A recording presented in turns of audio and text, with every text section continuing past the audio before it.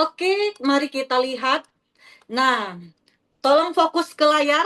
Artinya, ini udah hamin jam ya, tapi masih banyak yang belum mengetahui terkait mekanisme perubahan hormon dalam kehamilan. Nah, ini kalau ibu hamil itu dia perubahan suasana hati yang kita sebut dengan mood swing. Kita lihat di soal yang ini, ibunya trimester pertama dengan usia kehamilan 9 minggu. Kemudian di soal dikatakan bahwa akhir-akhir ini ibunya itu sering tersinggung tanpa alasan yang jelas. Kadang merasa sedih, kemudian kadang merasa bahagia, kadang merasa sedih. Kemudian suaminya mengatakan istrinya menjadi lebih sensitif dan mudah marah. Nah, itulah yang dinamakan mood swing ya.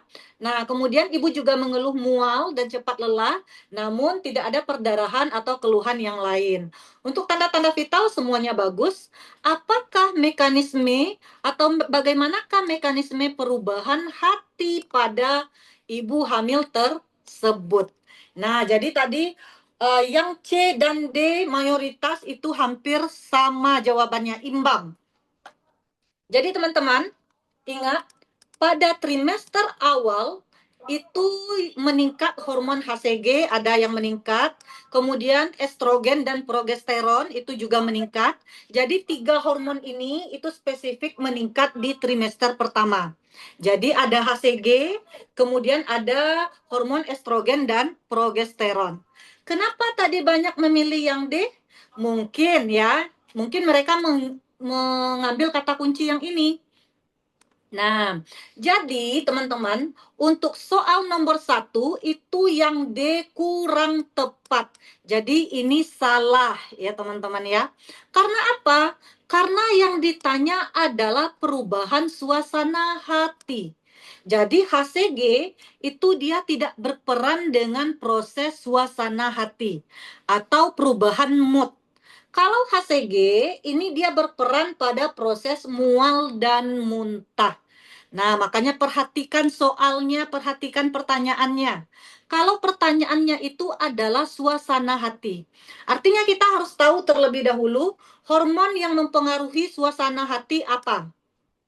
Nah, jadi teman-teman, di soal nanti, kalau kita mendapatkan soal terkait suasana hati, kalau yang ditanya hormonnya, ya, kalau ada pilihannya estrogen dan progesteron, misalnya A, estrogen dan progesteron, B, estrogen, C, progesteron. Nah, kalau ada opsi jawabannya gabung estrogen dan progesteron, teman-teman pilih yang gabung ini. Nah, tapi kalau sekiranya yang ditanya perubahan hati, kemudian yang ditanya hormon misalnya A, estrogen, B, progesteron misalnya, yang C, HCG misalnya, tidak ada yang gabung ya, tidak estrogen dan progesteron tidak ada yang digabung. Kalau tidak ada opsi jawabannya yang digabung, maka teman-teman pilih yang estrogen. Oke? Paham ya? Jadi kalau ada yang jawabannya nanti digabung, misalnya A, estrogen dan progesteron, B, estrogen saja, C, progesteron saja, maka teman-teman pilih 2, estrogen dan progesteron. Karena keduanya ini sama-sama bisa mengganggu suasana hati. Tapi kalau jawabannya tunggal-tunggal, maka pilihlah estrogen. Oke? Mari sekarang kita lihat bagaimana mekanismenya. Bagaimana mekanisme perubahan suasana hati? Jadi, untuk soal yang ini, itu jawabannya adalah yang C. Jadi, pada trimester pertama, itu terjadinya peningkatan hormon estrogen dan progesteron yang mempengaruhi keseimbangan neurotransmitter, sehingga menghasilkan serotonin dan dopamin. Jadi, serotonin dan dopamin inilah nanti yang akan mempengaruhi suasana hati. Kalau kita lihat opsi A dan C itu hampir sama-sama mirip, ya.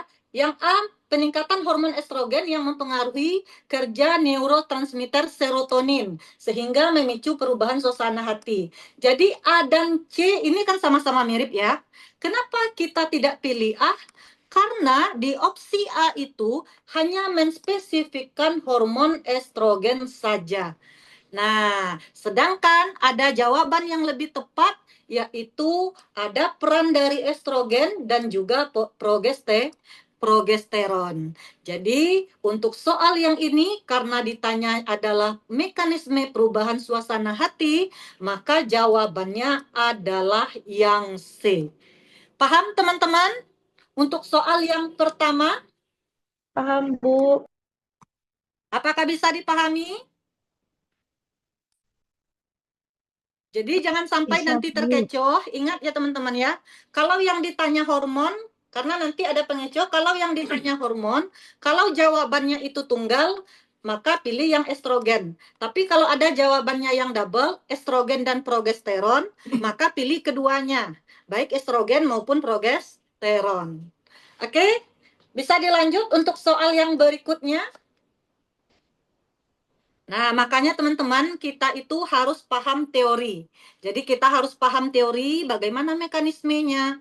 Nah, misalnya kalau ibunya itu konstipasi karena hormon progesteron misalnya, bagaimana mekanismenya? Nah, karena di UKOM itu terkadang tidak hanya hormon yang ditanya, tapi bagaimana kerja hormon tersebut sehingga dia bisa memicu suasana hati.